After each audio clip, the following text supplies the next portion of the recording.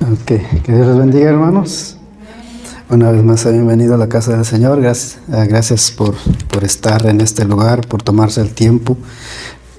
Pues a cada uno, bienvenido. Como decía la pastora, mi nombre es José, para los que no me conocen, aunque creo que ya la mayoría me conoce.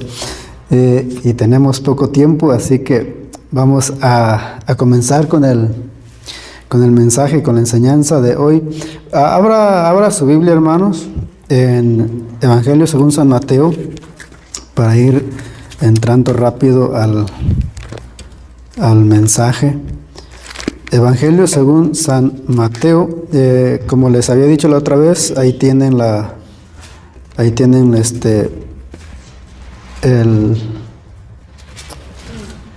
algunas imágenes ahí, para que se... Oh, a ver. Sí, gloria a Dios. Ok, gracias.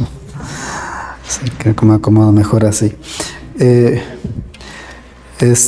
Ahí tienen algunas imágenes para que nos ayudemos, y al menos en lo personal, también a mí me ayuda un poco para guiarme y a ver si a ustedes les ayuda un poco para recordar un poco el mensaje. Si quieren tomarle capturas también para que lo repasen después, también lo pueden hacer, no los voy a cobrar por eso. Evangelio según San Mateo, capítulo 4.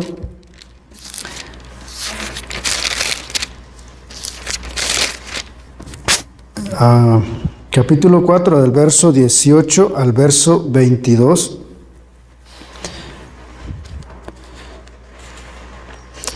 Verso 18 al verso 22. Voy a dar lectura, hermanos, y me siguen con su vista. Evangelio según San Mateo, capítulo 4, versos 18 al 22. Dice así la palabra del Señor, en el nombre del Padre, del Hijo y de su Santo Espíritu.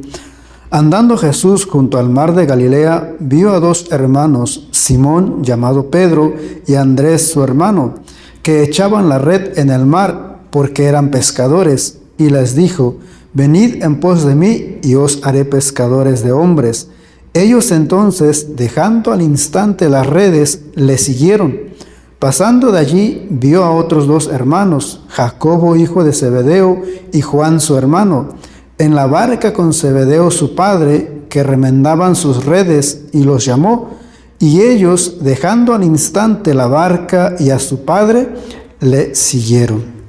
Vamos a orar. Te damos gracias, Señor, por este tiempo. Gracias por la oportunidad que nos das de poder estar en tu casa, de poder escuchar tu palabra, de poder aprender de tu palabra. Te pido, Señor, que seas tú poniendo tu mano sobre cada uno, despejando nuestra mente, tomando, Señor, toda carga, Señor, toda opresión, todo aquello que quiera estorbar, Señor, en nuestra vida, Señor, en nuestro cuerpo, nuestra mente, nuestro espíritu, Señor, lo ponemos en tus manos, Señor, y que sea tu espíritu, Señor, manifestándose, Dios, en este lugar, Señor, en la vida de cada uno. Que esta palabra caiga, Señor, en buena tierra, Dios, en el nombre de Jesús. Amén y amén. Bendito sea el nombre del Señor. El tema de hoy, como ven ahí, no creo que nos alcanza a mirar, es ¿para qué nos llama Jesús? Ese es el tema de hoy. ¿Para qué nos llama Jesús? Hace un tiempo estaba dando un curso, unas clases de evangelismo, y la escritora de ese libro decía de que cuando uno le predica a la gente, cuando uno le habla a la gente de Jesús, pues la mayoría pone obstáculos o pone sus pretextos. Cada uno da razones de por qué no acercarse a Jesús, de por qué no acercarse a Dios, de por qué no entregar su vida a Dios. Y razones por las cuales ellos, o la mayoría, o muchos no lo hacen, una de tantas, y a lo mejor lo primero que ponen es por la gente, por la hipocresía de la gente que asiste a las iglesias, o por lo que ven en la iglesia, y por lo que escuchan, y tantas razones. Pero otra de las razones por la cual también uno, y a veces creo que eso a uno también le ha tocado, es que a veces uno no se acerca a Dios, y eso lo vemos, por ejemplo, en Génesis, cuando la primera pareja se rebela, desobedece a Dios y peca contra Dios, lo que hacen ellos es esconderse de la presencia de Dios. Entonces, ¿por qué? Porque ellos sabían que habían desobedecido a Dios, que habían faltado al mandato, a la orden que Dios les dio, que habían pecado contra Dios. Entonces, debido a ese pecado, debido a su desobediencia, ellos, en lugar de acercarse y de buscar a Dios, obviamente la culpa los alejó de Dios, al punto de esconderse de la presencia de Dios. Ellos no se habían tomado el tiempo siquiera para reflexionar quizás cómo respondería Dios o qué era lo que Dios haría con ellos, cómo Dios actuaría, sino que ellos simplemente con la culpa o por la culpa que ellos sentían, ellos simplemente se escondieron de la presencia de Dios en lugar de acercarse a Dios. Y eso muchas veces la gente a lo mejor tiene esa idea de que uno no se puede acercar a Dios por la santidad de Dios, porque Dios es santo y nosotros somos pecadores, y por eso no nos animamos muchas veces, aún nosotros, cuando desobedecemos a Dios, cuando sabemos que le hemos fallado a Dios, muchas veces ya no oramos, ya no leemos la Biblia, ya no queremos venir a la iglesia. ¿Por qué? Porque sabemos que le hemos fallado a Dios. En lugar de acercarnos y de buscar el perdón de Dios, lo que hacemos es mejor alejarnos de Dios.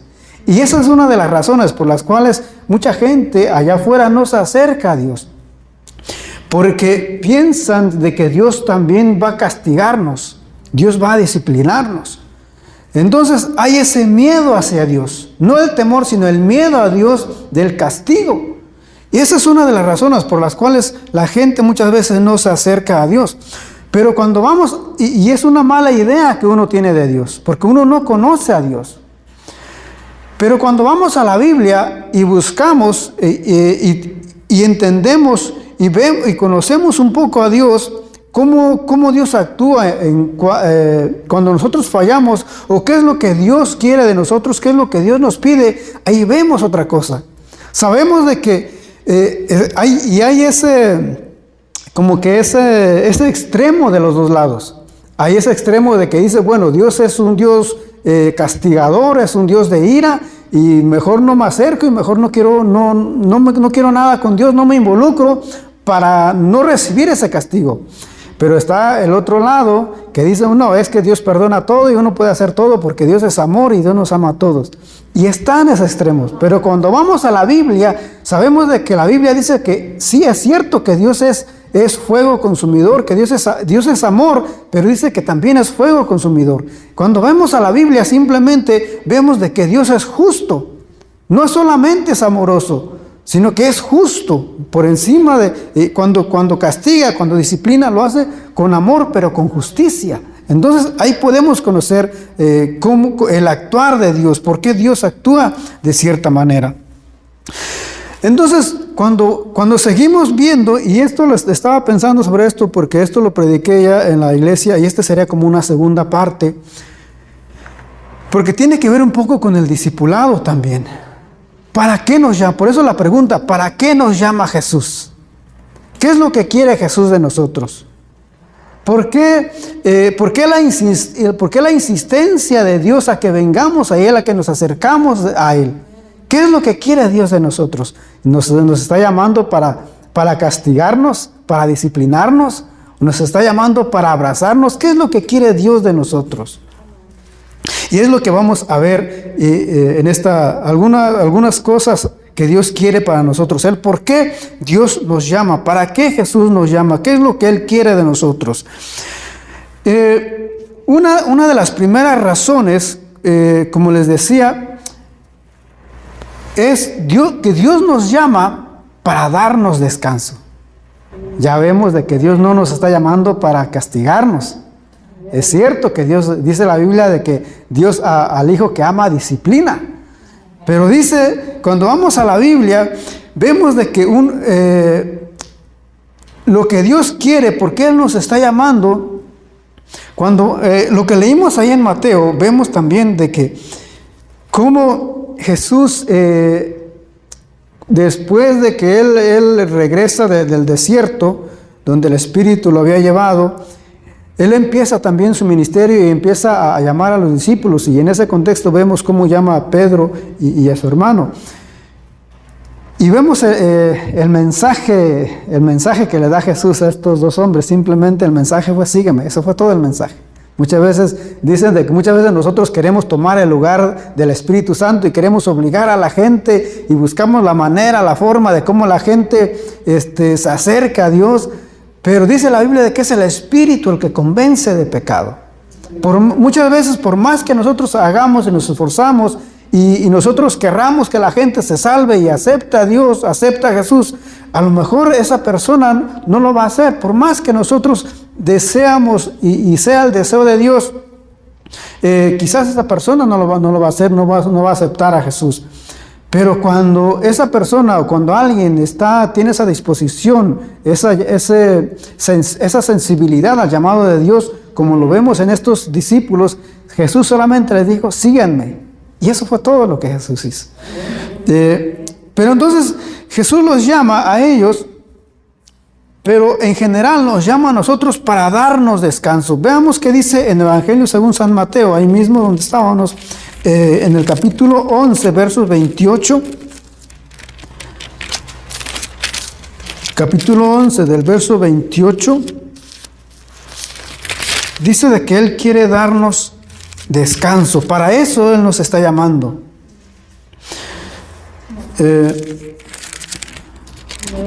Versos 28. Dice, venid a mí todos los que estéis trabajados y cargados, y yo os haré descansar. Llevad mi yugo sobre vosotros y aprended de mí, que soy manso y humilde de corazón, y hallaréis descanso para vuestras almas, porque mi yugo es fácil y ligera mi carga. Entonces, ¿qué es lo que Dios quiere? ¿Qué es lo que Dios quiere darnos? Quiere darnos descanso. Quiere quitarnos.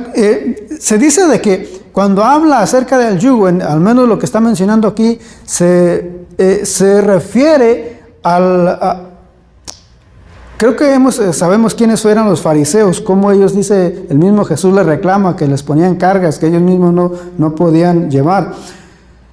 Entonces cuando Jesús habla aquí de las cargas, se refiere a las doctrinas o a las enseñanzas que muchas veces los discípulos, bueno, no los discípulos, sino los fariseos, los líderes religiosos en aquel tiempo imponían sobre el pueblo.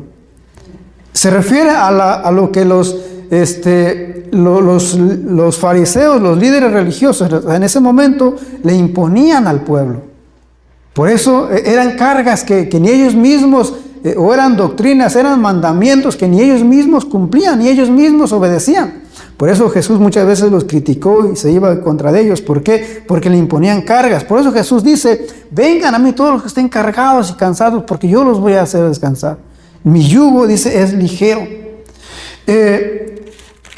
No solamente hablando dentro de lo que es lo espiritual, Jesús quiere darnos ese descanso, en lo que mencionaba la pastora, acerca del legalismo. Muchas veces se habla acerca del legalismo dentro de la iglesia. De que muchas veces, por ejemplo, se habla de la ropa, se habla del maquillaje, que se habla de qué música uno tiene que escuchar. O sea, ese tipo de cosas muchas veces caen en el legalismo, al estilo de los fariseos. Por eso, muchas veces nosotros, o se escucha dentro de la iglesia de esas críticas que se hacen, y llegar a ese exceso no ayuda muchas veces. Por eso Jesús dice, mi yugo es ligero. Quiere darnos Jesús un descanso espiritual, descanso emocional, descanso físico. Sabemos, o al menos nosotros creo que estamos conformados de tres partes. Nosotros, o al menos es lo que hay una, en la mayoría creemos que estamos constituidos por el cuerpo que vemos, por el alma y por el espíritu. Pero todo lo que hay en muchas veces en nuestro espíritu, en nuestra alma, muchas veces eso afecta a nuestro cuerpo. Todas las cargas muchas veces que nosotros tenemos, o problemas emocionales o problemas espirituales, muchas veces eso afecta a nuestro cuerpo. Eso afecta a nuestro físico. Por eso es necesario, y por eso Jesús quiere darnos, no solamente, o quiere enfocarnos, o se enfoca muchas veces en lo espiritual, porque eso repercute o eso afecta en nuestro físico. Quiere darnos descanso espiritual, emocional y físico. Estaba acostumbrado a ver al reloj allá enfrente, ¿no? Perdón. Entonces Él quiere darnos quiere darnos descanso, es lo que Él quiere. Pero aparte de darnos descanso, ¿qué más quiere darnos Jesús? ¿Para qué Él nos llama? Él nos llama para darnos perdón también.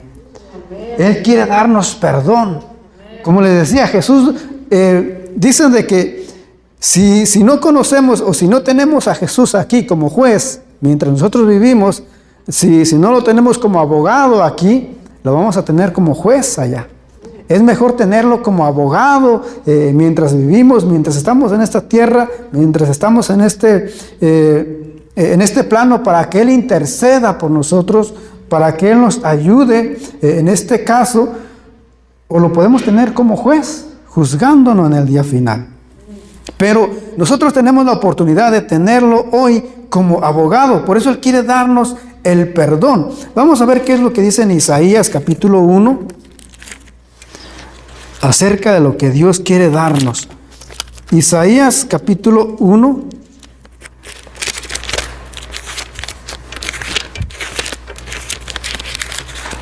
verso 18.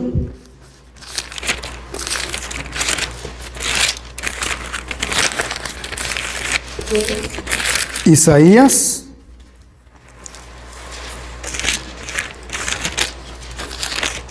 capítulo 1, verso 18 dice, hablando del perdón: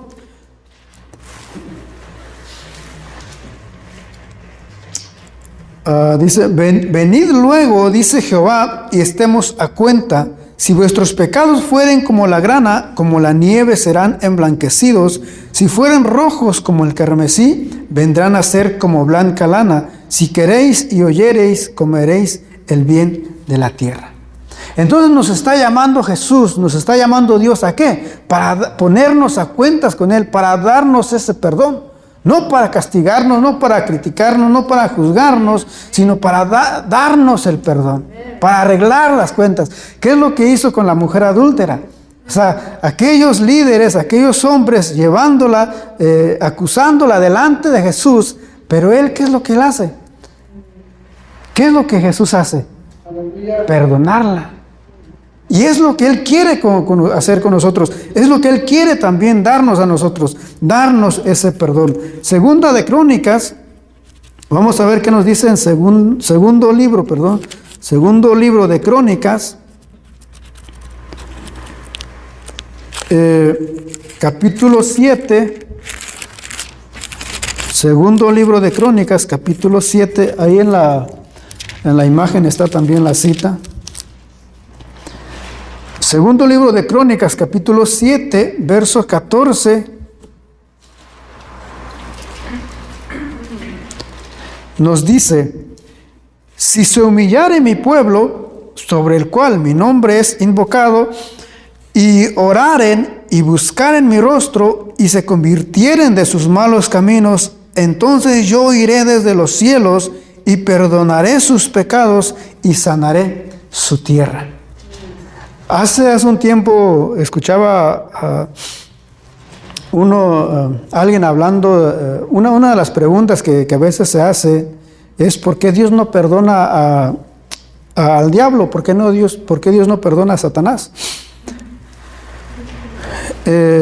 O si Dios hubiera perdonado a Judas. No sé si ustedes han hecho esa pregunta. Para que haya perdón, no solamente el que uno pida perdón. O sea, para que haya perdón hay pasos que se tienen que seguir. Por ejemplo, una de las cosas, uno de los pasos es reconocer que uno está mal. Reconocer que uno se equivocó o que uno hizo algo mal. Y lo que menos uno quiere es reconocer que uno hizo algo mal. Entonces algunos dicen, bueno, ¿por qué Dios no perdona a Satanás? ¿Por qué Dios no perdona al diablo? Bueno, una de las preguntas, ¿él se habrá arrepentido? ¿O él querrá? Porque digo, o sea, hay muchos pasos que se tienen que seguir para llegar a recibir el perdón. Ahora, ¿Judas habrá arrepentido? ¿Le habrá pedido perdón a Dios? ¿Habrá reconocido su error? Entonces hay pasos que se tienen que seguir. Nos cuesta mucho a nosotros el reconocer nuestros errores, y eso es y para recibir, otra de las cosas es eso, aún al recibir el perdón, no cualquiera a veces quiere ser perdonado.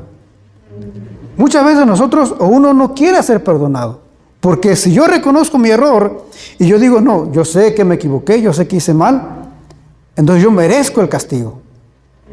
No quiero el perdón, yo quiero el castigo, o yo merezco ser castigado. Entonces no solamente, bueno, Dios nos puede perdonar cuando hablamos entre nosotros, el hermano o la hermana me puede quizás perdonar, pero quizás yo no quiero que me perdone, yo no quiero recibir ese perdón porque yo soy consciente de que yo hice algo mal, de que yo me equivoqué. Entonces no solamente el que Dios nos perdone, sino que hay pasos que se tienen que seguir. Pero sí Dios quiere, por eso aquí dice, si mi pueblo se humillare. Entonces para recibir el perdón primero tiene que haber una humillación. Tenemos que humillarnos, o sea, y es lo que menos queremos, humillarnos y reconocer nuestros errores. Hechos capítulo... creo que hay muchas citas y digo, ahí están algunas de las citas. Solamente vamos a ver el de Salmos para no tomar mucho tiempo. Salmos capítulo 86. ¿Qué nos dice acerca del perdón? Salmos capítulo 86, verso 5.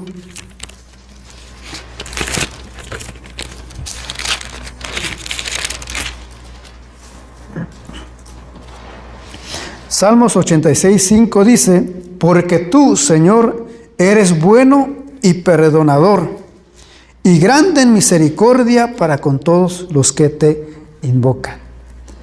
Grande en misericordia para todos los que te invocan. Entonces otro de los pasos es invocar a Dios o pedir ese perdón. Entonces Dios nos llama, Dios nos llama para darnos el perdón. No solamente quiere darnos descanso, sino quiere darnos el perdón también. Pero aparte del perdón, ¿qué más nos quiere dar Jesús? ¿Para qué nos llama Jesús?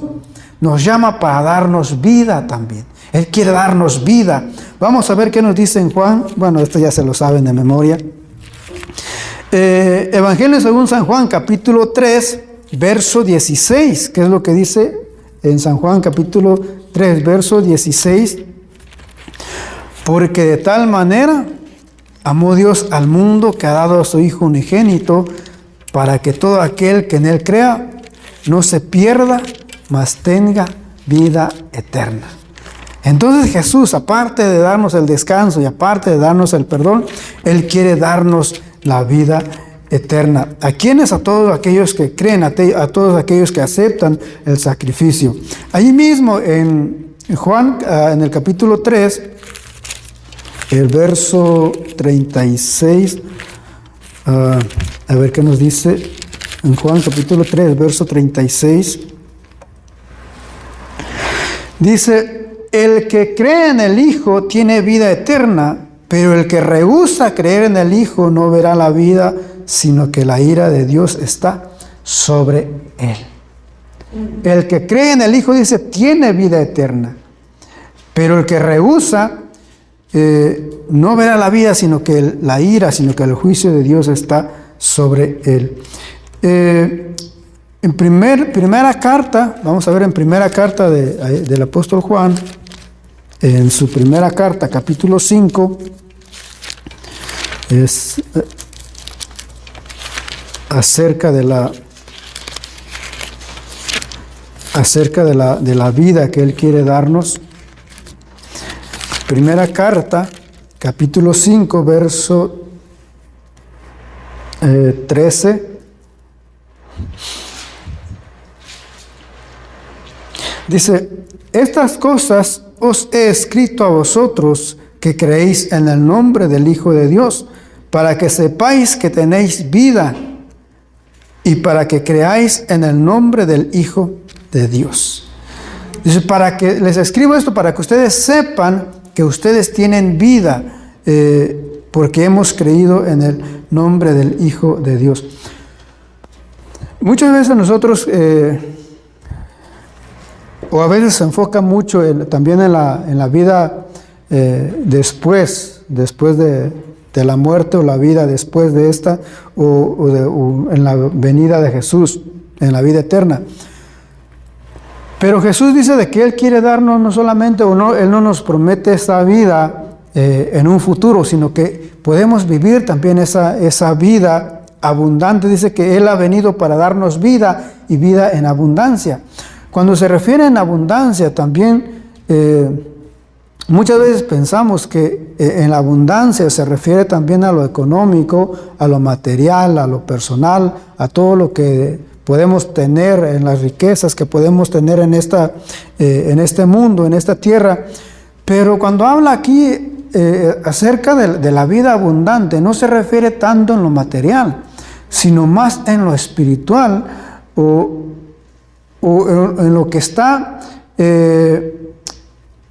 completo en sí. Dice la Biblia de que en Cristo estamos completos. Podemos entender esto a lo mejor de la siguiente forma. Sabemos y hemos escuchado de que hay personas que son ricas, que tienen mucho dinero, pero viven una vida vacía, viven una vida solitaria, viven una vida sin propósito, sin sentido. Viven solamente por vivir. Y de hecho algunos, aún siendo personas millonarias o teniendo posesiones, no le hayan sentido a su vida, que algunos llegan con toda esa fama, incluso personas, ¿cuántos hemos escuchado personas famosas, personas ricas, millonarias, que se quitan la vida? Uno dice, ¿por qué? O sea, con todo lo que tiene, ¿por qué? O sea, ¿qué lo llevó a tomar esa decisión? ¿Por qué? Porque algunos dicen, hay una frase que dice, algunos son tan ricos que lo único que tienen es dinero. Es lo único que tienen. Por eso cuando la Biblia habla acerca cuando Jesús dice de que, y haciendo ese contraste también de que antes dice de que el ladrón no viene sino para matar, robar y destruir, pero Él dice, mas yo he venido a que tengan vida y la tengan en abundancia. ¿Por qué? Porque Él quiere darnos no solamente, o sabiendo de que en otro pasaje Jesús dice de que en el mundo tendréis aflicción, pero confiad, yo he vencido al mundo. Él promete estar con nosotros en medio de cualquier situación. Por eso el apóstol Pablo también decía, yo he aprendido a vivir en la riqueza, en la pobreza, teniendo mucho, teniendo poco. ¿Por qué? Porque él estaba viviendo esa vida abundante. Porque eso es tener abundancia, saber de que en cualquier problema, en cualquier situación, teniendo o no teniendo, tenemos esa paz. Hay esa paz en nosotros. Amén. Amén. La vida abundante que Jesús promete o que Jesús nos da es la paz que podemos encontrar en Él. Por eso Él dice, mi paz os doy, mi paz os dejo, pero yo no la doy como el mundo la da. Yo no la doy como el mundo la da. ¿Por qué? Porque esa paz que el mundo da es pasajera, y esa paz que el mundo da a veces es dependiente, depende de algo. Esa seguridad que muchas personas tienen depende de algo. Pero Él dice, yo no la doy así. La paz que yo les ofrezco no es así. No es como el mundo la da. ¿Y qué más abundancia uno puede pedir, uno puede tener, que cuando uno vive con esa paz? Cuando uno está descansando en Dios. No sé si usted, o se me viene esta imagen de el salmista decía, Jehová es mi pastor, nada me faltará. No sé si a mí se me viene esa imagen como la oveja yendo, caminando ahí por un arroyo, por pastos, descansando simplemente en su pastor. descansando en el pastor. Por eso Él dice, en verdes pastos, junto a aguas de reposo me pastorearás. No sé si, al menos a mí se me viene una imagen de paz. A mí se me viene una imagen de tranquilidad, de seguridad. Y esa es la vida que Jesús nos ofrece. Esa es la vida que Dios nos da. Aleluya. O esa es la vida que Él quiere darnos. Una vida abundante, no dependiendo de las finanzas, no dependiendo de lo material, no dependiendo de la situación, sino esa paz que depende de Él, esa paz que viene de Él. Esa es la paz, y al menos creo que esa es la paz que uno quisiera tener, esa es la paz que uno anhela tener. Entonces Él quiere darnos esa vida abundante que nos produce paz. Por último, bueno, y por eso puse esa imagen también, porque como que esa es la imagen, al menos porque a mí se me vino cuando hablando de la vida abundante, esa, no sé, me imagino algo así, esa calma, esa tranquilidad. No sé si usted ha salido a verla en los ríos, yo a veces cuando puedo voy a los ríos, a ver las cascadas, y me voy solo a veces por allá, a perderme allá, tranquilo allá, donde nadie me moleste, donde no hay ruido, donde todo está calmado, tranquilo, y ahí me quedo un buen rato, sintiendo esa paz.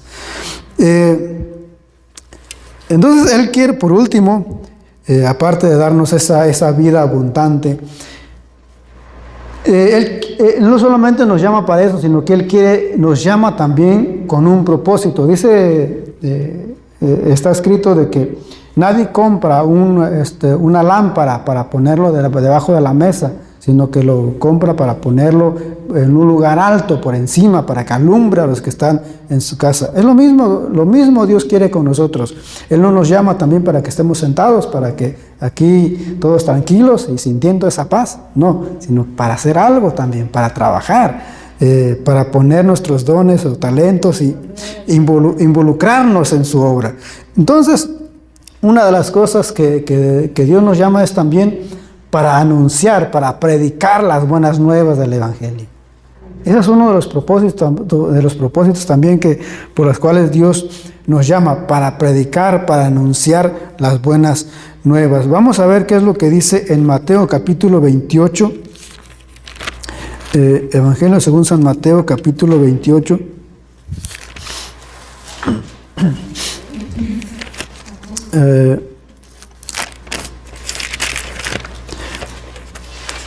Hemos escuchado acerca de la gran comisión también en Marcos,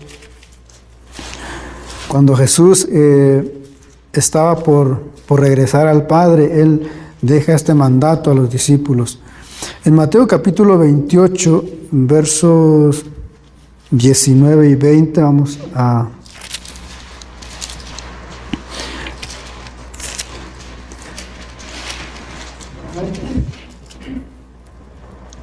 El verso 18 dice, de Mateo capítulo 28, verso 18 dice, y Jesús se acercó y les habló diciendo, toda potestad me es dada en el cielo y en la tierra, por tanto, id y haced discípulos a todas las naciones, bautizándolos en el nombre del Padre y del Hijo y del Espíritu Santo, enseñándoles que guarden todas las cosas que os he mandado, y he aquí yo estoy con vosotros todos los días, hasta el fin del mundo. Amén. Entonces Él quiere, o Él nos llama también para predicar, para anunciar el mensaje, para anunciar las buenas nuevas de salvación. En Hechos capítulo 1 también dice de que me seréis testigos en Judea, en Samaria y por lo último de la tierra. Eso está en Hechos capítulo 1, verso 8. Terminar ya, vamos a leer lo que dice en Isaías. Vamos a ver qué dice en Isaías, ya con esto terminamos. Isaías capítulo 6.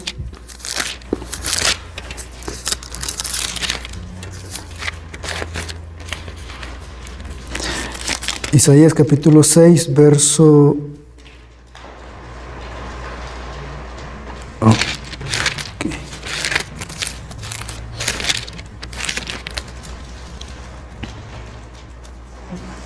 Isaías capítulo 6, verso 8 dice: Después oí la voz del Señor que decía: ¿A quién enviaré y quién irá por nosotros? Entonces respondí yo: heme aquí, envíame a mí. Y dijo: anda y di a este pueblo, oíd bien y no entendáis, ved por cierto, mas no comprendáis. Aquí hablando, dando este mensaje al profeta para hablar al pueblo de Israel. Pero ¿qué es lo que Dios quiere o qué es lo que Dios pide de nosotros también? Que anunciemos. El mandato es anunciar el evangelio, anunciar las buenas nuevas. Hay uno dice, bueno, es que yo no sé predicar, yo no sé cómo hablar. Hay cosas que a mí me cuestan mucho todavía. Y una de las cosas, a lo mejor lo han notado o lo van a notar, me cuesta mucho convivir. No soy bueno para platicar. Pero cuando puedo hablar o es de algo que yo conozco, ahí sí tengo un poco más de libertad o se me hace un poco más fácil. Pero el convivir me cuesta un poco. Pero quizás no lo haga de esa manera, pero lo puedo hacer predicando, lo puedo hacer enseñando a lo mejor. Hay otros que tienen esa capacidad de entablar, de hacer amistad, de hablar y de, no sé, como que son buenos para conectar con las personas. Y ahí es donde uno puede aprovechar esos talentos que uno tiene para anunciar, para hablar. Y uno dice, bueno, pero ¿de qué voy a hablar? ¿O cuál va a ser el mensaje? ¿Cuál va a ser el tema? No, simplemente es dar testimonio de lo que Dios ha hecho por nosotros. Simplemente, dice una de las definiciones de evangelismo es presentar a Jesús o contarle a las personas lo que Él hizo por mí. Eso es todo lo que uno puede hacer. Bueno, si uno no tiene la capacidad para preparar un sermón, una enseñanza, simplemente contar a las personas lo que Dios hizo por nosotros. Simplemente con eso uno ya está evangelizando, uno ya está sembrando una semilla. Uno dice, bueno, es que yo no tengo tiempo, yo no me puedo parar a predicar en la iglesia. Decía John Wesley, creo que fue el fundador de la iglesia metodista. Una frase que él tiene o se le atribuye a él, que él decía: mi catedral es el mundo, o el mundo es mi catedral. No hay necesidad de estar parado aquí al frente, allá afuera está, allá afuera se puede hacer, allá afuera uno puede predicar, allá afuera uno puede dar un mensaje, allá afuera está la catedral. No hay necesidad de hacerlo aquí, de estar aquí, de esperar a que me den un tiempo acá. Una de las cosas que yo decía también, de que si a mí no me dan tiempo para predicar, yo tengo otras cosas, lo hago de otra forma.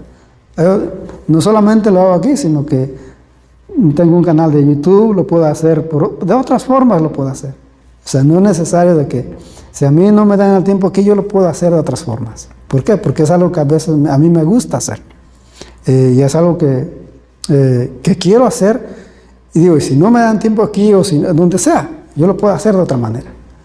Entonces no esperar a que nos den un tiempo aquí, sino que hacerlo de otra forma, hacerlo en otros lugares, y así poder cumplir con el mandato que Dios nos ha dado. Entonces Dios nos llama ¿para qué? Para darnos descanso, para darnos el perdón, para darnos vida, pero también nos llama para predicar. Que Dios les bendiga, mi hermano. Dejo el tiempo con la pastora.